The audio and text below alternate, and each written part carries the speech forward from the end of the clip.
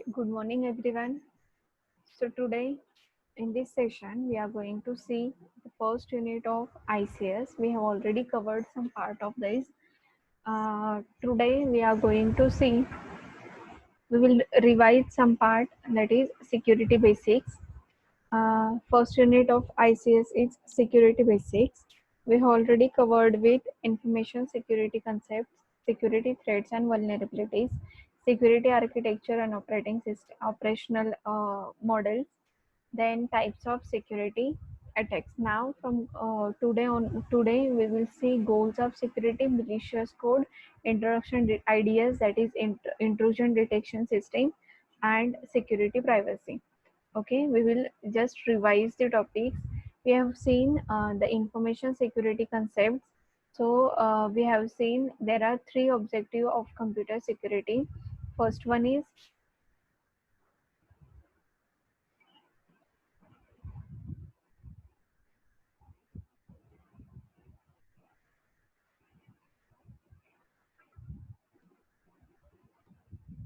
first one is integrity, con- confidentiality and availability. So and next one is, we have seen the example where the need of computer security is there. Then we have seen the computer security objective. It is also called as heart of computer security, that is confidentiality, availability and integrity. So we have seen in details of confidentiality, integrity and availability. Under the confidentiality, there is data confidentiality and privacy point. There is in second integrity, there is concept of data integrity and system integrity. And last one is availability. Then we have seen the security threats and vulnerabilities. So in that case, we have seen what is security threats and what is vulnerabilities. Then we have seen the concept of risk. Collectively, assets, threat, and vulnerability is called as risk. So next one is, we have seen the security architecture and operational model, where the OSI security architecture and TCP/IP security architecture we have seen. So under the OSI security architecture concept, we have seen the security attacks, types of security attacks, and security mechanisms. So and another is network security model, where the use of TCP/IP security model is there. Then how the message will flow from receiver sender to receiver, we have seen with the help of this diagram. Next one is types of security attacks. We have seen the concept of plain text, ciphertext, encryption, decryption, and cryptology, cryptanalysis, and cryptography.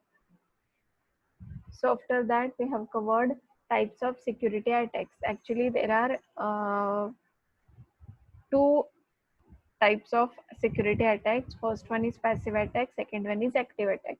So in passive attack, the content can be observed only, not modified. There is no modification in passive attack. In active attack, there is some modifications. Third party is going to, third person or unauthorized person is going to take your data and modify it, copy it. Okay, then we have seen the types of passive attacks, that is release of message content and traffic analysis. Then we have seen the description with the help of these diagrams.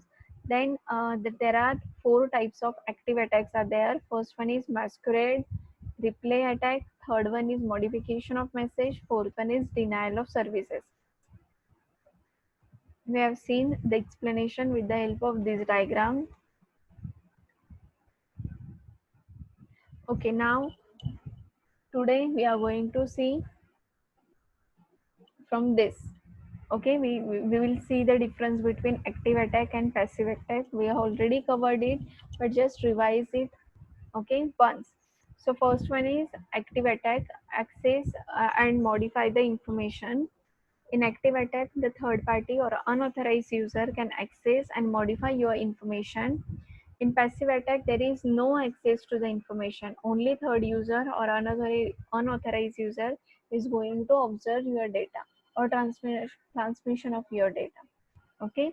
Then in active attack, the system is system get harm, and in passive attack there is no harm to the system.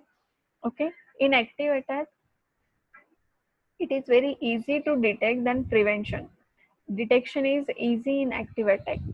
Okay, and in passive attack it is somewhat difficult to detect and prevent the passive attack. So in active attack, threat to integrity, and there is threat of integrity and availability. In passive attack, threat of confidentiality is there. So in active attack masquerade, types of active attacks are masquerade, repudiation, DOS attack comes under your active attack. And second one is snooping, traffic analysis comes under your passive attack. Next is we will see the goals of security. It is also called as, we have seen the objective or heart of computer security. So there are four types of security goals are there. First one is confidentiality, second one is integrity, third one is availability, fourth one is data authentication. So first we will see confidentiality. So confidentiality is defined as the content of message. In confidentiality we will see it is defined as the content of message are accessed only by intended user.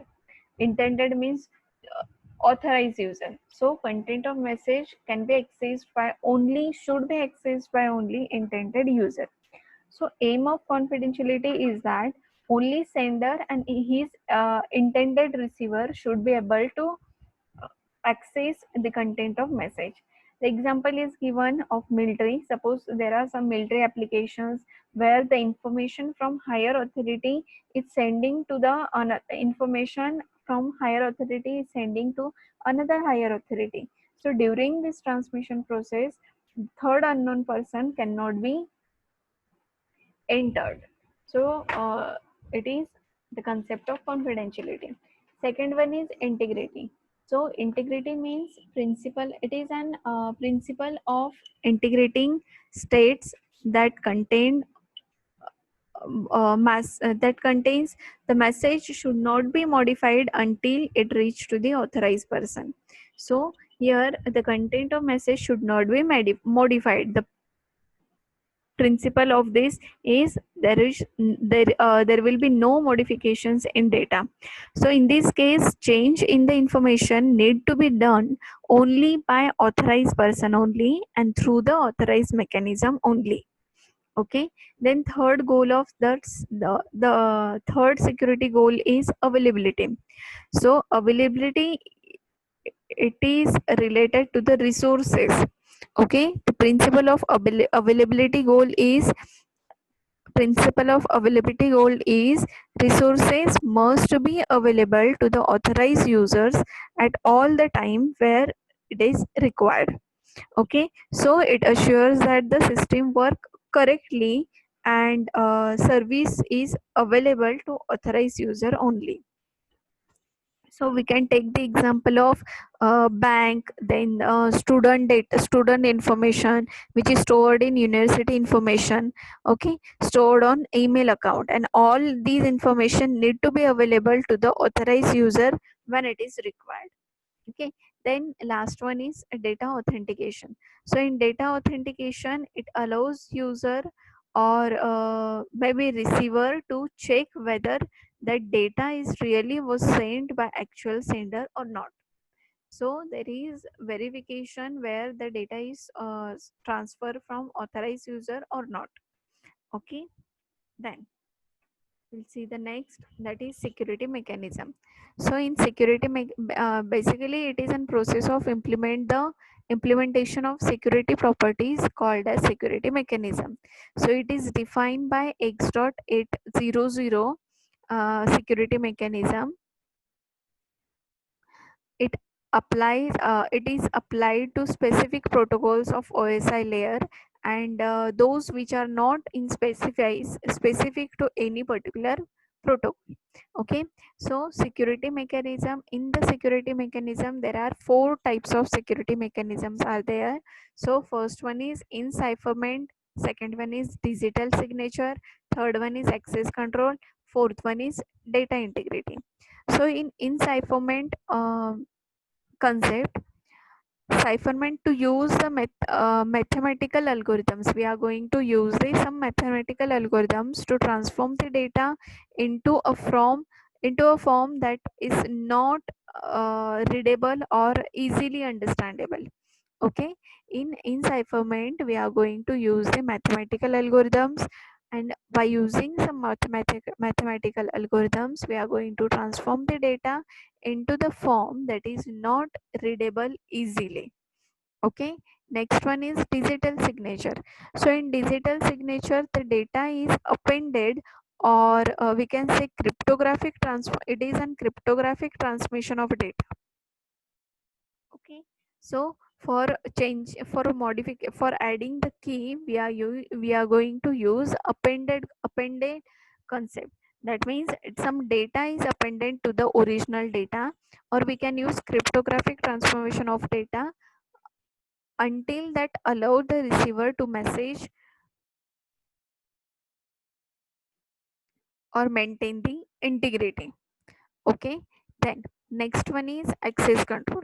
So in access control it provides various mechanisms which enforce to access the right to the resources. Means access control means resources should be available to all, or there should be some mechanisms to provide such resources. Okay, so basically it is in process of limiting the access of resources. Okay, then next one is data integrity. So in data integrity it also provide various mechanisms which is used to ensure the integrity of data. Okay, by using data integrity mechanism we have to maintain the integrity of data. Then next one is attack avoidance. So in attack avoidance, data sent over the channel is encrypted, is in encrypted form, and which is received at receiver end, which will be in the decrypted form. Okay, so there are three attack avoidance techniques are given. First one is private key cryptography, second one is public key cryptography, and third one is hash function. So we will see the concept, actually it is in second unit in detail. We will see the brief of public key and private key. What is public key and private key? Now you are very well known to the plain text concept and ciphertext concept. So by adding some key we will convert plain text into ciphertext. Okay, so that key will be encryption key, and encryption key is also called as your public key. Okay, then ciphertext is converted into plain text where the decryption key is required, and decryption key is also called as your private key. Okay, then next one is, we will see the next point, that is malicious code. So malicious code is what? Malicious code is nothing but it is a computer code which is written to attack a particular system. Okay, so malicious code is the term which is used to describe any code of the any part of software system in the any part of software system that intended to cause undesirable effects. Okay, which cause undesirable effects, security. So for this purpose, for avoiding the malicious code, for reducing, for preventing from malicious code, we have to perform some security mechanisms there, so that our system will not be damaged. So basically malicious code is an application of security threats which cannot be effectively controlled by conventional antivirus software. Okay, if there is antivirus in your, if there is antivirus present in your PC, then also it cannot be handled by this malicious code, cannot be handled by your firewall, or we can say antivirus software. So malicious code can cause network, malicious code can cause the code can cause the network, and it is used in at network and mail server for sending the email message, avoid the stealing of data and password, detecting the document files, then email files or password, and even reformatting the hard drives also. Then there are some types of malicious codes are there. So first one is Selenium attack, second one is Trojan attack, third one is man in middle attack. So in Selenium attack, the series of small attacks are there, and a series of that small attacks will result into the large attack. So it work on collect and round off trick. Okay, so it is used. It is one type of malicious code. Then second one is Trojan. So Trojan is nothing but computer program. So along with some useful code, the function, some hidden functions or hidden, we can say hidden malicious code will work with your useful code. Okay, means along with your useful code, there are at the behind of that useful code, there are some malicious code will work. That is the concept of Trojan. Then third one is man in middle attack. So in man in middle attack, there is one person, or we can say third person, third party, which is unauthorized, who is going to when you are sending data from one place, one user to another user. So there is in the middle of that both user, there is one attacker, or we can say third person, which is unauthorized. So he is going to steal your data, or he is going to he will observe your data or steal your data, or can do the modifications in that information. Okay, then next one is intrusion detection system, that is IDS. So IDS, before going to the IDS, we have to know the what is intruder. So intruder is basically a person who intercepts the system availability. Okay, who is going to enter into your availability of system, confidentiality of system, and data integrity of system. So intruder is main attacker, or main thing we can say into the IDS. So in IDS, intruder detection system is a term, or term for mechanism which quietly listen to the network traffic in order to detect abnormal and suspicious activity. So basically IDS is what? IDS is a mechanism which is used to find out or to detect the abnormal or suspicious activity. So thereby reducing the risk of intrusion. Okay, we can say, you can see here there are some users are there. Then there is IDS mechanism are there, that is intrusion detection system. Then firewall also there for providing security to the users data. Then router, and then internet. So basically intrusion detection system has some policies or mechanism to protect the computer systems from many attacks. Okay, so data transmission and receiving over the internet increase the need of protection or detection of threats. So the IDS mechanism along with firewall, IDS should be there in your system. So IDS will continuously run on your system in the background and only generate the alert when detect something suspicious. When there is some suspicious activity is there, so it will detect that and get in and send the notifications to you. Okay, so what is need of IDS? If there is firewall and other antivirus like softwares for avoiding the attack, cyber attack. So need of IDS is to identify the problem based on security policies. Okay, it is going to identify the problems which is based on security policies. And to maintain the logs, it will maintain the logs of all threads, those who are detected by IDS. So for the next time, it will be easy to identify the similar similar, we can say, viruses.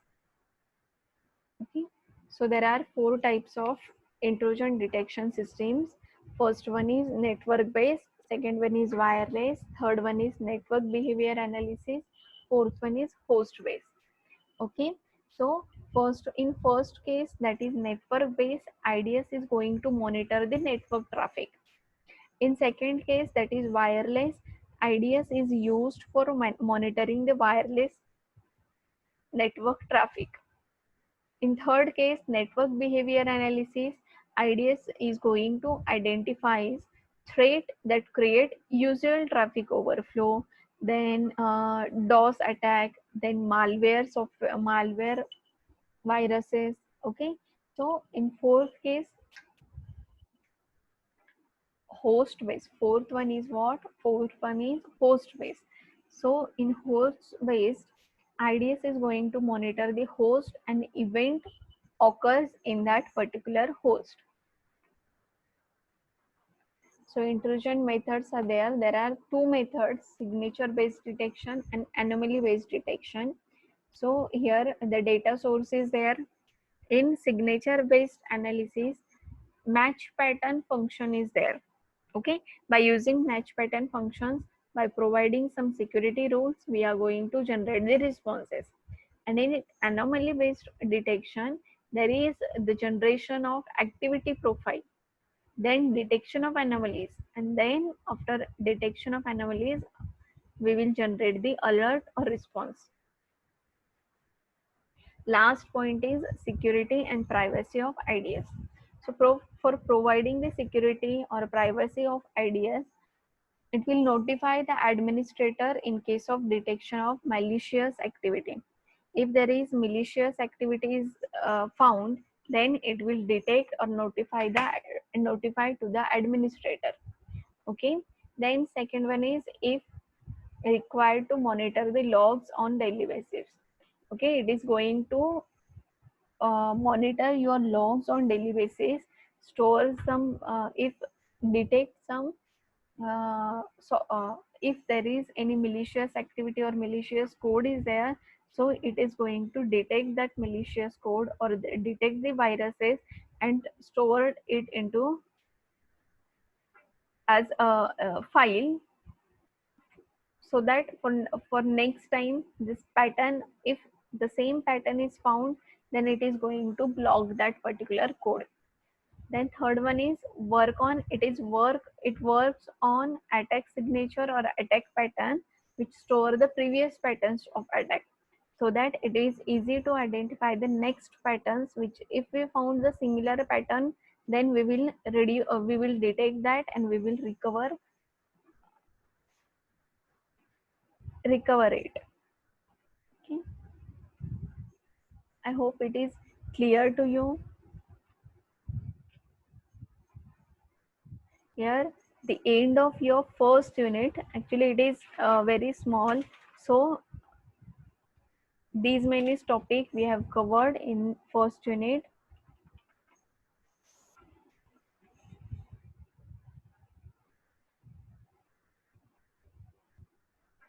Okay, these many topics we have covered in first unit. First, we have seen the information security concept, basic concept we have seen, then security threats and vulnerabilities, security architecture, operational model, types of security attacks, goals of security, malicious code.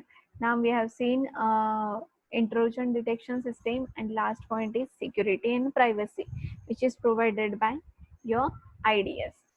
I hope it is clear to you.